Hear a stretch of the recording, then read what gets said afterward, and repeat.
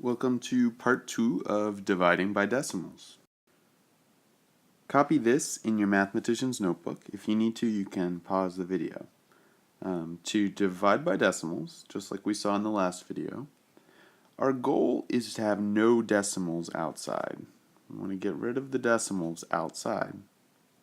And to do that, we have to move the decimal in the divisor, and that's the number that's outside, what we're dividing by. And then move the exact same number of places in the dividend.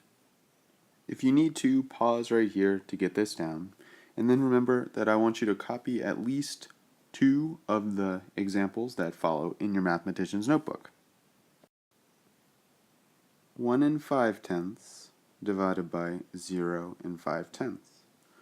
My goal, remember the first step, my goal is to have no decimals outside the house.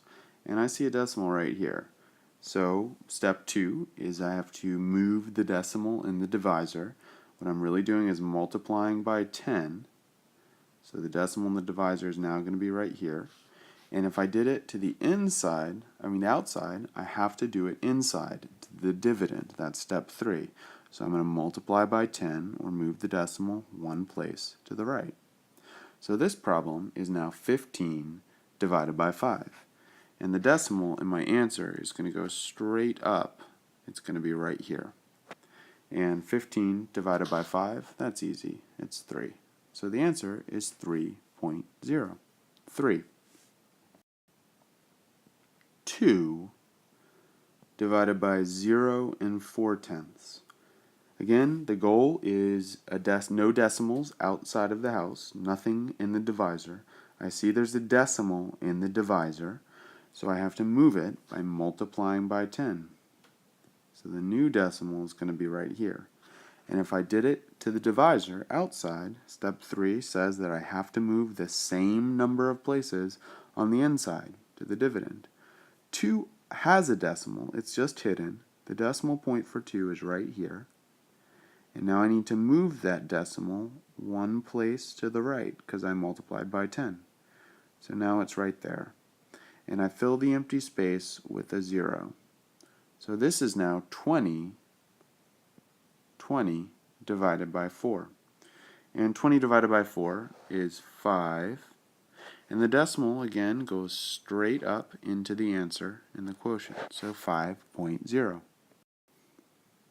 0 63 hundredths divided by 0 3/10. Again, step 1 is that my goal is to have no decimals outside, and I see a decimal, so I'm going to have to move it by multiplying by 10. And so if I move it all the way there, now the decimal has gone. This is 3. I multiplied by 10. And if I did it to the outside, step 3 tells me that I have to do it to the inside as well. So I move the same number of places. I also multiply by 10, which means the decimal is now right here. And when I put the decimal in the answer, it's going to go straight up to right there. And now let's do the division. 3, well, it doesn't go into 0. I don't really have to worry about the 0. 3 does go into 6. It goes in 2 times. 2 times 3 is 6. I subtract. That's 0. I bring down the 3.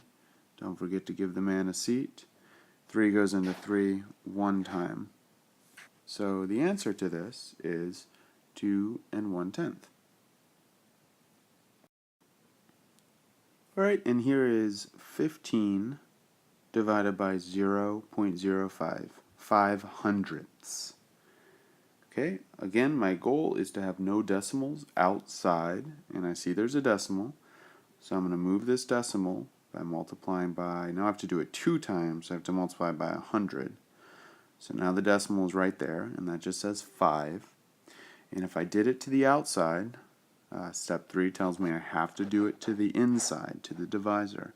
And 15 has a decimal, it's right here. And I have to move it, multiply it by 100.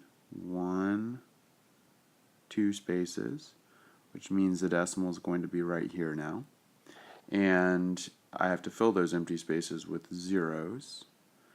So this problem is really 1,500 divided by 5.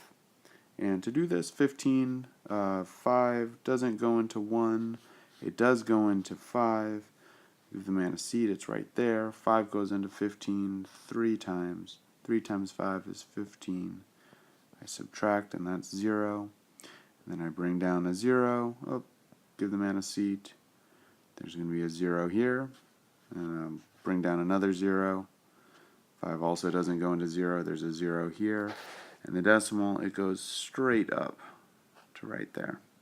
So the answer is 300. And that's it. You aced it.